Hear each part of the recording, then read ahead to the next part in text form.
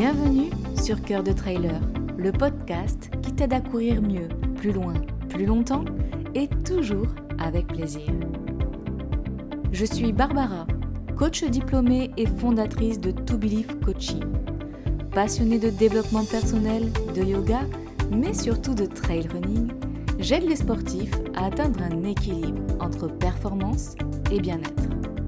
À travers ce podcast, je souhaite partager avec toi mes connaissances et mes expériences de coach professionnel, mais aussi de traileuse, pour que tu puisses progresser en course, tout en prenant soin de ton corps et de ton esprit.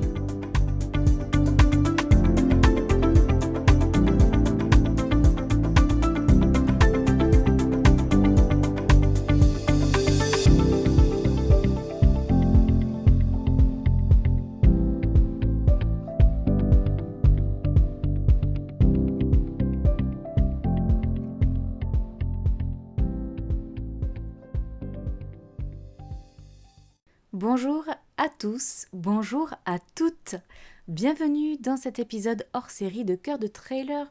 Aujourd'hui, on va parler d'un sujet qui me tient particulièrement à cœur et qui pourtant, pour moi, est trop souvent ignoré dans le monde du trail mais aussi du sport en général. C'est l'impact du cycle menstruel sur la préparation, la performance, ça on a l'habitude, mais on a moins l'habitude de parler de l'impact du cycle menstruel sur l'expérience des femmes en trail running, notamment sur la logistique et la charge mentale. Si tu es un homme, ne pars pas tout de suite, ce sujet te concerne aussi, parce que tu sois coach, que tu sois organisateur d'événements ou simplement un partenaire d'entraînement d'une femme, tu peux jouer un rôle essentiel en comprenant mieux les enjeux. Et si tu es une femme pratiquant le trail, tu as peut-être déjà vécu ces expériences. Tu pourras même noter tes expériences si tu le souhaites en commentaire de ce podcast ou directement en message privé ou, je te le dirai plus loin dans le podcast, tu as un questionnaire qui t'est consacré où tu pourras expliquer ton expérience, proposer des améliorations éventuellement et me contacter directement si tu veux qu'on en parle un peu plus longuement. Donc certaines périodes du mois, pour les femmes, on va dire que ça devient un défi de courir. Pas pour toutes, qu'on soit bien clair, mais pour une partie des femmes, ça devient un véritable défi. Donc non seulement à cause de la fatigue, à cause des crampes, des ballonnements, de la baisse d'énergie, mais aussi à cause de tout ce qui va avec la charge mentale liée à la gestion des règles, l'inconfort du matériel, notamment le stress aussi d'avoir des protections qui soient adéquates. Tout ce qui va avec aussi l'impact hormonal sur l'humeur et la motivation et la gestion des compétitions. Donc, homme ou femme, je pense que tu peux t'imaginer sur une ligne de départ d'un trail en sachant que tu vas devoir gérer quelque chose qui est physiquement incontrôlable finalement. Alors on le verra peut-être par la suite sur le incontrôlable, puisque certaines femmes réussissent à contrôler ça. Mais devoir gérer ses règles en pleine course, clairement, c'est pas la folie, c'est pas génial. Certains ravitaux n'ont pas de toilettes adaptées, parfois. Ton corps il réagit pas comme d'habitude, donc ça peut générer de l'inconfort, ça peut être difficile de gérer son effort, sa récupération et même sa motivation ou sa confiance en soi pendant la compétition. Alors pourquoi j'ai voulu faire cet épisode hors série dans le podcast Cœur de Trailer ? Tout simplement parce que même si le podcast s'appelle Cœur de Trailer, il est aussi accessible aux traileuses, puisque les outils que je propose sont à la fois pour les hommes et pour les femmes. Sauf que ça rimait mieux de faire Cœur de Trailer plutôt que Cœur de Trailer et traileuse. Ça va plus vite, on retient un petit peu mieux. Mais il s'adresse vraiment à tout le monde, sans genre particulier. Et donc, si tu as écouté les épisodes précédents, tu dois savoir que depuis janvier, je suis étudiante à STAPS Grenoble dans le cadre du diplôme universitaire de trail. Et en fait, j'ai choisi ce sujet-là de mémoire pour mon DU. Donc, je vais être totalement honnête avec toi et transparente. J'avais le choix entre deux sujets. Un qui était beaucoup plus en rapport avec mon activité professionnelle actuelle et qui aurait, on va dire, alimenté le marketing et la promotion des outils de coaching que j'utilise. Le sujet, c'était l'impact du coaching de vie sur la performance des trailers amateurs. Et là, j'aurais suivi un athlète amateur et j'aurais pu parler de ça sur les réseaux sociaux. J'aurais pu vraiment faire la promotion de ce sujet de mémoire-là dans le cadre du DU Trail pour mon activité professionnelle. Mais il y avait quand même un autre sujet qui était un peu plus original, qui n'était pas vraiment traité dans la littérature, que ce soit dans le trail ou que ce soit dans le sport en général. C'était les contraintes liées à l'hygiène menstruelle et l'influence que ça a sur la préparation, sur la performance évidemment, mais surtout sur l'expérience trail en lui-même pour une femme. Et c'était vraiment l'idée là de mettre un focus sur ce que mettent en place les athlètes, les coachs et les organisateurs d'événements. Donc moi j'ai choisi la deuxième option parce que personne ne parle réellement de l'impact logistique et mental des règles dans le trail et il y a une réelle plus-value d'utiliser ce sujet en tant que sujet d'étude dans le mémoire du DU Trail, mais aussi dans le cadre d'une amélioration de l'expérience des femmes dans le trail running aujourd'hui et d'avoir un impact significatif auprès des organisateurs d'événements, mais aussi auprès des femmes. Donc c'est un sujet qui touche directement l'expérience des femmes, des athlètes féminines, mais pas que. Dans cet épisode de Cœur de Trailer, c'est donc un épisode hors série, il y en aura plusieurs comme ça, puisque mon DU va durer 6 mois. Et aujourd'hui, on va vraiment faire un focus sur le défi physique, mental et logistique du cycle menstruel dans le cadre de l'expérience féminine en trail. Et pour commencer, on va parler du sujet omniprésent, mais très souvent ignoré, à la fois par les hommes, par les organisations, mais aussi par les femmes. Il ne faut pas les oublier, certaines femmes préfèrent, on va dire, ne pas en parler, parce que c'est un sujet qui reste quand même tabou, c'est un sujet qui est difficile à exprimer, on va dire, verbalement. Et les menstruations, on peut penser que c'est juste une période du mois, et voilà, parce qu'on a beaucoup tendance aussi à tourner ça en dérision, ou à contrario à trouver que c'est une mode de parler de ces règles, mais en fait on n'en a tellement pas parlé pendant des années qu'aujourd'hui la parole se libère. Mais on va voir qu'elle ne se libère pas pour tout le monde, pour tous les sports ou pour toute la vie. Donc c'est vraiment un défi physique, mental, mais aussi logistique, les menstruations, notamment dans le trail running. Pour les femmes, mais pour les hommes qui ne savent pas forcément de quoi il s'agit, je vais parler des troubles qu'on peut avoir, de l'expérience, on va dire, un petit peu plus physique de l'impact des règles sur le corps. Donc il va y avoir les douleurs. Donc au niveau des douleurs, on va avoir des crampes abdominales, des maux de dos, des migraines. Certains jours, on va lutter contre notre foulée, notre état d'esprit, une motivation vraiment en baisse, et on va avoir vraiment l'impression que à chaque pas, c'est vraiment gravir l'Everest, quoi. Si je peux mettre, on va dire, un exemple métaphorique là-dedans.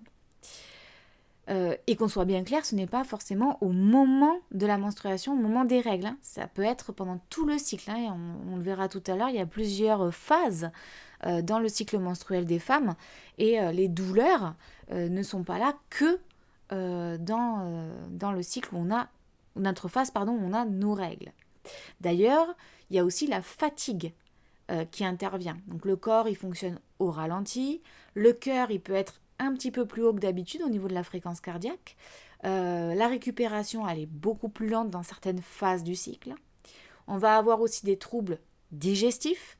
Alors quand on dit troubles digestifs, ça va être des ballonnements. Donc on va se sentir un petit peu ballonné.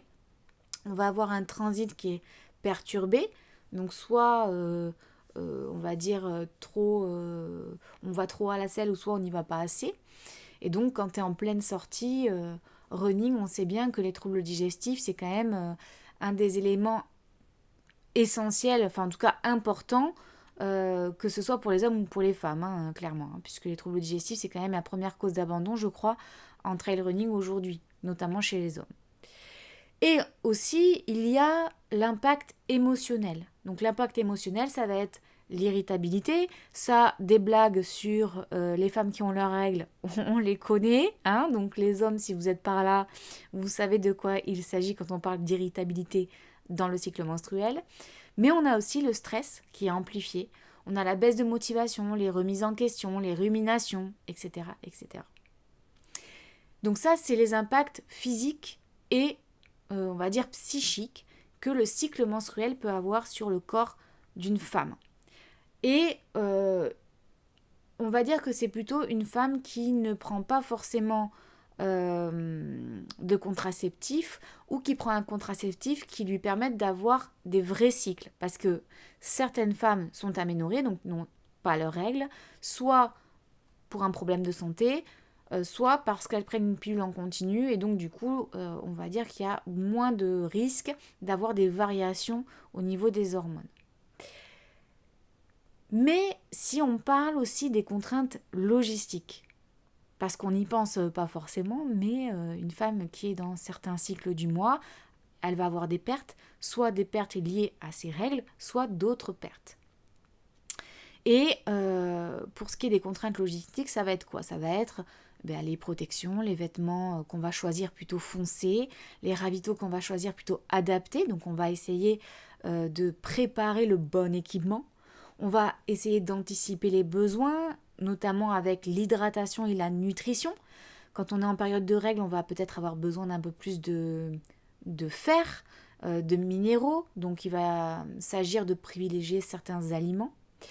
Et on va devoir faire face aussi aux imprévus de la nature, la pluie, le vent, la météo, peut-être la chaleur aussi, qui ont un impact direct sur l'hydratation, l'alimentation, la gestion de course, la stratégie, etc. Mais aussi sur notre capacité physique à performer pendant les compétitions ou les entraînements. Donc déjà, là, on a balayé un petit peu ce sujet qui est omniprésent, qui concerne la moitié de la population mondiale et qui concerne quand même énormément de femmes, puisque il faut savoir que tous les ans, on a une augmentation significative du nombre de femmes dans les compétitions de trail, mais aussi dans les clubs sportifs et les associations. Donc, il est omniprésent ce sujet, mais on n'en parle pas tant que ça. On en parle un peu, mais pas tant que ça. Heureusement, il y a des podcasts qui ont été créés, tournés vers, on va dire, le sport féminin. Il y a des comptes sur les réseaux sociaux. Il y a aussi de plus en plus d'athlètes féminines qui sont reconnues. Et avec la professionnalisation du trail, ça a un peu plus d'impact et d'ampleur au niveau de leurs paroles. Donc c'est hyper encourageant. Et c'est pour ça que il me paraissait important de continuer dans cette vague-là en ayant, on va dire, un impact significatif sur l'amélioration de l'expérience des femmes dans le milieu du trail et si possible à côté de chez moi dans les Pyrénées. Je vais vous donner un exemple très concret de ce qui m'est arrivé à moi. Alors c'est très personnel et je vais essayer d'aller dans les détails pour que vous viviez bien l'expérience, même si vous n'êtes pas une femme. Même si tu n'es pas une femme, je ne sais plus si je tutoie ou vous vois dans ce podcast. Donc tu m'excuseras si jamais je te vous vois de temps en temps. Mais si tu es une femme, tu peux peut-être comprendre ce que j'ai vécu. Peut-être pas, puisque tout le monde ne vit pas la même chose.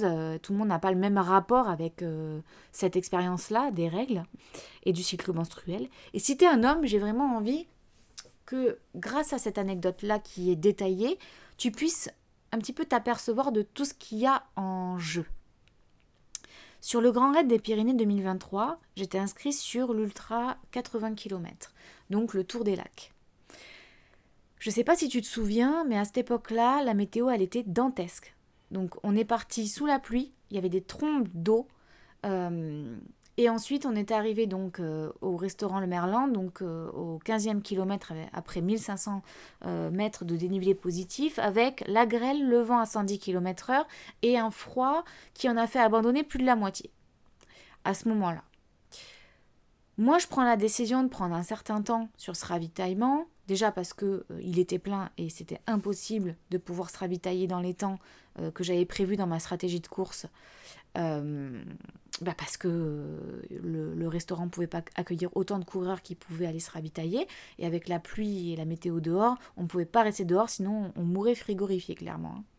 Donc je prends le temps à ce ravitaillement, d'autant que je suis arrivée en avance sur mes temps de passage. Et je me rends compte que peut-être le stress a généré mon cycle. Donc j'ai mes règles à ce moment-là. Heureusement, j'ai toujours, moi, une serviette hygiénique dans le sac au cas où. Ça peut aussi servir de pansement quand on se fait une grosse plaie, donc j'en ai toujours eu une dans ma sacoche de secours. Donc je mets cette serviette, j'arrive à aller dans un endroit où je peux faire pipi et me déshabiller pour pouvoir m'équiper, si je puis dire, et je vais pour repartir. Sauf que, je te laisse imaginer ce que ça peut être de courir avec une sorte de serviette hygiénique dans son pantalon, et à la fois sur les irritations que ça peut causer, les frottements, mais aussi le poids qu'il peut y avoir entre les jambes et la gêne, on va dire, d'avoir ce truc un peu comment on peut dire ça, je ne sais pas si je peux avoir les mots, mais cette couche qu'on a entre les jambes. Bref, donc je te laisse imaginer ce que ça a eu comme impact pour le reste de ma course. Il faut savoir qu'après, la météo s'est calmée, mais il a de nouveau replu, de nouveau du vent, de nouveau des nuages très menaçants avec potentiellement des éclairs. Et on a entendu que l'organisation de la course allait réduire les barrières horaires et donc potentiellement on allait être arrêté très tôt dans la journée. Sauf que moi, je courais toujours avec mon équipement, avec ma serviette hygiénique, et il pleuvait. Et là, j'ai mon pantalon qui commence à se mouiller et j'ai ma serviette qui commence à se remplir d'eau. Sauf que quand c'est le premier jour de tes règles, quand tu es une femme et que tu as ta serviette qui se remplit d'eau de l'extérieur, malheureusement, au bout d'un moment, c'est le trop-plein. Et le trop-plein, ça coule. Et donc, je me retrouve avec une énorme tache sur mon pantalon, qui était rose en plus. Tout comme ça, j'avais vraiment pas pris la décision de mettre un pantalon noir. Donc, j'ai mis un pantalon rose, et il était plus rose, clairement, après. Et donc, j'arrive à un autre point de passage qui, lui, n'était pas prévu du tout dans ma stratégie de course. Je ne devais pas m'arrêter. Et en plus de ça, ce n'était pas forcément un ravitaillement officiel. Et là, j'étais obligée de faire un détour pour aller dans les toilettes du refuge, attendre mon tour pour pouvoir passer, et ainsi enlever cette serviette hygiénique qui était remplie et qui m'avait fait des frottements tellement importants que j'étais limite brûlée. Et je n'en avais pas d'autre. Donc j'étais obligée de repartir sans rien.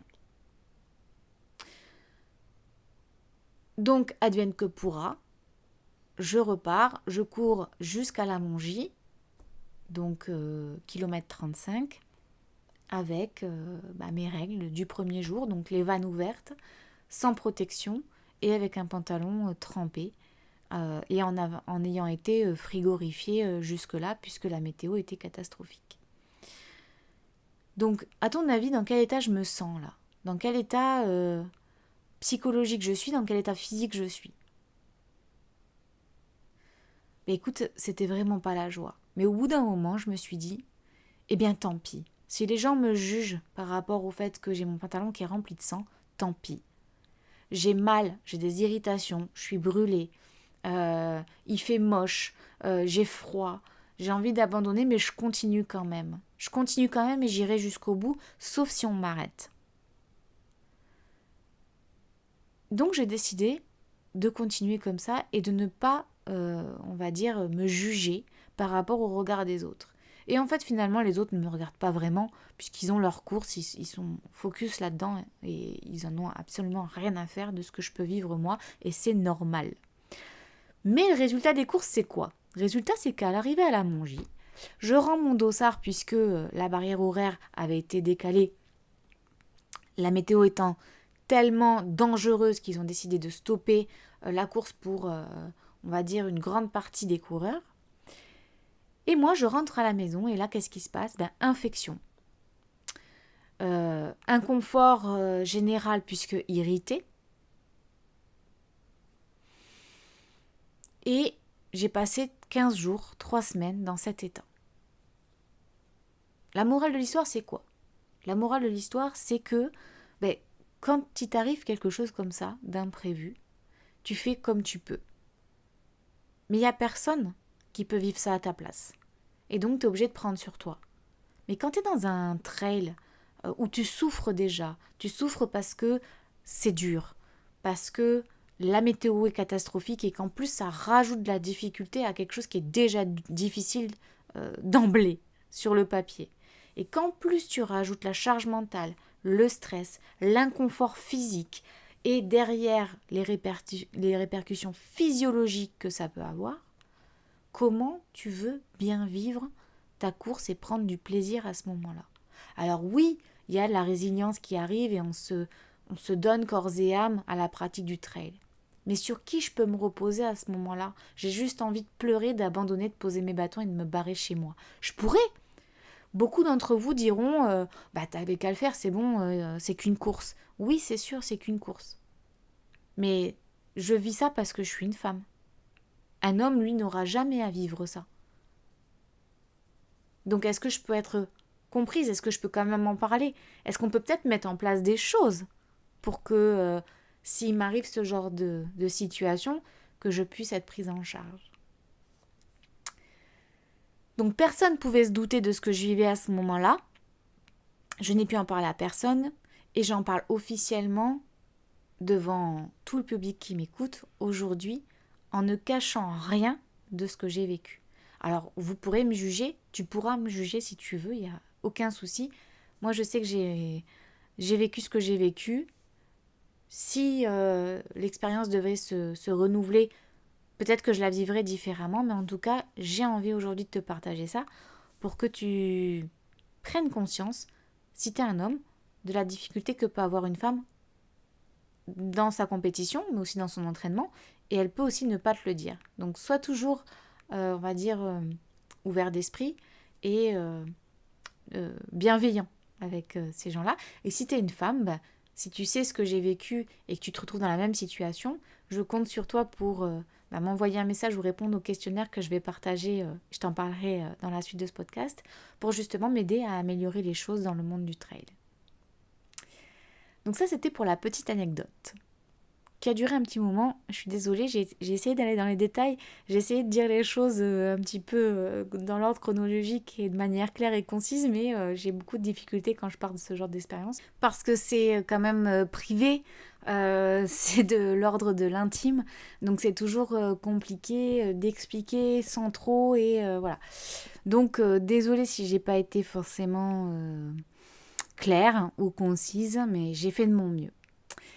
Alors, du coup, on va parler un petit peu plus du cycle. Si tu es un homme, ça peut t'intéresser pour comprendre qu'il y a plusieurs phases dans le cycle menstruel d'une femme et donc les conséquences physiques et physiologiques qu'il peut y avoir derrière. Et si tu es une femme, eh bien écoute, c'est toujours bien d'avoir un petit rappel, et si tu n'es pas au courant, au moins maintenant tu le sauras. Et oui, parce qu'il y a certaines femmes qui ne savent pas ces choses-là, malgré, on va dire, l'augmentation des informations, que ce soit par le planning familial, que ce soit par les médecins, les gynécologues ou encore les personnes qui sont sur les réseaux sociaux et qui de plus en plus ouvrent la parole, notamment des femmes et notamment des athlètes professionnels. Alors moi je ne suis pas gynécologue, je ne suis pas médecin et je ne suis pas pro de santé dans le cycle menstruel, donc je vais peut-être vulgariser, on va dire, un petit peu le cycle menstruel et peut-être pas être super précise, donc je m'excuse d'avance. Mais je peux dire qu'il y a 4 phases dans le cycle menstruel. Il va y avoir la phase folliculaire, donc ça c'est plutôt au niveau des règles jusqu'à l'ovulation. Ensuite, l'ovulation, c'est là où potentiellement on peut faire des bébés. Ensuite, on va avoir la phase lutéale. Ça, c'est après l'ovulation, c'est la dégradation en fait du système qui va derrière générer les menstruations. Normalement, ce cycle-là, il dure 28 jours. Et les phases sont de plus ou moins de jours en fonction des femmes. Donc c'est très très variable et ça dépend vraiment de beaucoup de facteurs différents, à la fois la génétique, à la fois le stress, l'hygiène de vie, etc., etc. Là, évidemment, quand j'aborde le cycle menstruel, je ne parle pas des aménorrhées, je ne parle pas de l'endométriose, je ne parle pas des RAIDS, etc., etc. Là, je parle d'un cycle féminin normal, sans forcément de prise de contraceptif. On va dire que c'est une femme qui a vraiment son cycle normal, qui n'a aucun problème de santé. Ou qui n'a pas de médicaments ou d'ustensiles qui diffèrent ces phases ou qui annulent ces phases. Voilà. Donc, comment on adapte ces séances en fonction des phases? La phase folliculaire, on est plutôt dans un moment où on va aller sur de la puissance et de l'intensité, comme du fractionné, du renfort, on va travailler la force. Du fractionné, on va travailler la VMA, la PMA, parce qu'on certaines femmes, pas toutes, pas tout le temps, pas systématiquement, mais on va dire qu'une grande majorité ont vraiment une énergie décuplée à ce moment-là. Surtout pendant la période de menstruation. Alors ça, c'est très très variable et les ressentis sont vraiment en fonction de chacune. Mais il y a des femmes qui peuvent déplacer des montagnes et faire leur meilleur RP au moment des règles ou dans le début de la phase folliculaire. Alors ça, c'est normal, hein, c'est parce que y a, on va dire, une production d'hormones qui est différente en fonction des phases. Pendant l'ovulation, on est plutôt dans la gestion des risques et la prévention des blessures. Il faut savoir que pendant l'ovulation, on a un corps qui se prépare en fait à la fécondation et on va être un petit peu plus flex. Ça va être vraiment le moment où on peut se faire des entorses notamment, puisqu'on va avoir une fragilité articulaire, on va pouvoir une fragilité tendineuse ou une fragilité ligamentaire, et donc on va pouvoir se faire des entorses, on va pouvoir se faire des fractures, fractures de fatigue, etc. Donc cette phase d'ovulation est plutôt une phase où on va gérer les risques, peut-être faire de la prévention des blessures avec du yoga, avec du pilate, avec la mobilité.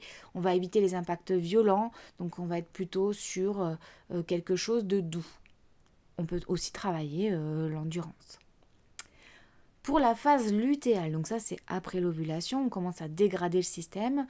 On va être sur du volume modéré et de la récupération avec de l'endurance douce. Évidemment, moi je conseille toujours de faire du yoga ou de la mobilité à chaque phase du cycle, mais plus particulièrement peut-être en phase lutéale. Et là, on va rajouter des sorties longues où on va limiter l'effort. Pendant la phase de menstruation, et bien là, écoute, c'est un petit peu en fonction de chacune. Tu te sens puissante, tu te sens à déplacer des montagnes, fais. Et si tu te sens en inconfort, reste au calme. Flexibilité et adaptation, donc marche active, renfort léger. Je suis sûre que si tu es active, si tu es une sportive qui a besoin de bouger, tu sauras trouver une activité qui remplira ces besoins-là. Au niveau du matériel, de la logistique, que ce soit en course, mais peut-être aussi à l'entraînement, qui sait. C'est intéressant quand même, je pense, de tester, au même titre qu'on teste la nutrition, l'équipement, bâton, sac, etc. à l'entraînement. Je pense qu'il est intéressant de tester ses protections, son matériel spécifique lié à la menstruation et au cycle à l'entraînement, pour éviter justement les mauvaises surprises les jours de compétition. Quand tu t'inscris à une course, si tu suis ton cycle et si ton cycle est régulier, normalement tu dois savoir si tu vas être sujette à certaines phases. Et donc il va y avoir la phase de menstruation où oui, effectivement, tu vas avoir des pertes de sang, mais il va y avoir d'autres phases où tu vas peut-être avoir des pertes autres que du sang. Donc ça peut arriver aussi. Désolé les garçons, mais oui, c'est le propre de l'hygiène féminine. On a des pertes blanches, et c'est normal, hein, ça ne veut pas forcément dire qu'il y a une infection. Hein. Mais il y a aussi les menstruations où là, c'est du sang qui s'évacue, et pas que du sang, hein, puisque c'est tout le système, hein, c'est tout l'utérus qui s'est dégradé justement pour laisser place. On fait peau neuve, si je puis dire, pour laisser place aux nouveaux ovules. Encore une fois, on parle de personnes qui ont leurs règles normalement, qui n'ont pas de problème, pas de pathologie, qui ne sont pas ménopausées, qui ne sont pas aménorrhées, etc. Donc tester ces protections à l'entraînement, ça évite les mauvaises surprises. On peut aussi prévoir des solutions de secours, d'échanges entre bagues, des protections en rab. On peut essayer de tester plusieurs styles de protection, plusieurs styles de matériel et peut-être en changer comme si on était en ravitaillement pendant l'entraînement pour voir si c'est faisable aussi en compétition. Et on peut essayer de s'organiser sur les sanitaires. Bon, normalement, quand on touche nos parties intimes, on est censé se laver les mains. Ça vaut pour les filles et pour les garçons. Hein. Les garçons, quand vous allez faire pipi et que vous tenez votre attirail, on est d'accord que normalement, vous êtes censé vous laver les mains. Je ne suis pas sûre d'avoir vu beaucoup de robinets et de savon ou en tout cas de gel hydroalcoolique en sortie de sanitaire. Il y en a. Il y a certains organisateurs de trail qui font bien les choses et il y en a, mais quand tu es en plein milieu de la montagne et que tu veux aller faire pipi ou autre, t'as pas forcément de gel ou d'eau avec du savon. Donc ce qui est intéressant aussi, c'est de prévoir tout ce qui est lingette et petits pots de gel hydroalcoolique le cas échéant. En sachant que je rappelle quand même au cas où vous ne le sachiez pas, c'est que le gel hydroalcoolique ne tue pas les bactéries. Il ne nettoie pas les mains, c'est ça que je veux dire. C'est-à-dire qu'il va faire en sorte que les bactéries ne soient pas, ne développent pas de microbes, mais ça ne nettoie pas les mains comme du savon et de l'eau. Donc c'est bien, mais c'est pas suffisant. Il vaut mieux se laver les mains et ensuite mettre du gel hydroalcoolique.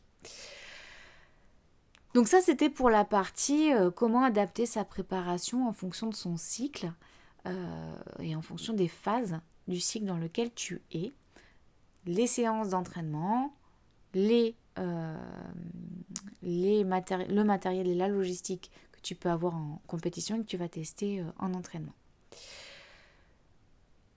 Au niveau des personnes que j'accompagne, normalement, j'accompagne principalement des hommes entre 40 et 60 ans qui veulent performer sur le long terme en trail et en ultra trail particulièrement. Mais ça m'arrive d'accompagner des femmes plutôt dans le coaching de vie, sur des objectifs pro, des objectifs, je vais y arriver, personnels. Mais cet accompagnement-là, il n'est pas figé et j'aimerais bien l'élargir un petit peu. Parce que l'accompagnement du coaching trail et vie, c'est pas que pour les hommes de 40-60 ans. C'est pour tout un chacun qui veut performer, progresser dans sa pratique sportive et continuer à prendre du plaisir. Et pour continuer à prendre du plaisir, pour les femmes qui ont leur cycle menstruel, c'est pas forcément toujours une évidence. Pour les sportives, on peut les aider à structurer une approche adaptée à leur cycle, à leurs contraintes. Mais il n'y a pas que les sportives. Comme je le disais en début de podcast, il y a aussi les coachs, hommes et femmes. Je pense qu'en les formant, en intégrant cette réalité du terrain sur des expériences concrètes, avec des retours, parlants de cette réalité du terrain et de l'expérience, si on peut l'intégrer ça dans le suivi et la formation des coachs, pour moi ça me paraît intéressant. Et évidemment, et ça c'est vraiment quelque chose sur laquelle je vais accentuer mon diplôme universitaire de trail running et le sujet d'études que je suis en train de mener, c'est pour les organisateurs de trail et les organisatrices de trail. En réfléchissant ensemble aux améliorations à apporter sur leurs événements, on va pouvoir vraiment redonner du plaisir à certaines femmes qui ont une souffrance à ce niveau-là. Mais je suis sûre que ça pourrait aider aussi les hommes qui ont besoin d'hygiène aussi, qui peut-être vivent des choses par rapport à leur hygiène intime, qui sur les trails et les compétitions peuvent parfois mener à des infections, etc. Donc, je lance quand même un appel aux organisateurs de trail en Occitanie.